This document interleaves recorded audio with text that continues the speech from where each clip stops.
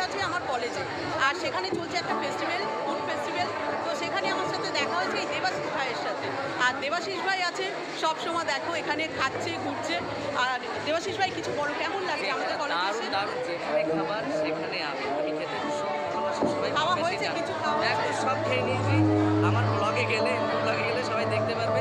তবে আমার মেন কথাটা হচ্ছে দিদিকে সবাই সাপোর্ট করো। দিদি শিক্ষিকা, তারপরেও দিদি আবার সাইডে এই কাজগুলো করে যাচ্ছে। সমাজমূলক শিক্ষামূলক যেসব কাজ সেগুলো দিদি করে। তো দিদিকে প্লিজ সবাই সাপোর্ট করো। সাপোর্ট না করলে দিদি আগে বাড়বে না। মোটিভেট না হলে কখনো কেউ বাড়তে পারে না। হয়তো সে আধা রাস্তা যায়, যদি একটু তাকে পুশ করা হয় তারপরে সে আগে বাড়তে পারে। তাই বলছি সবাই প্লিজ সাপোর্ট করো, দিদি যাতে আগে বাড়বে।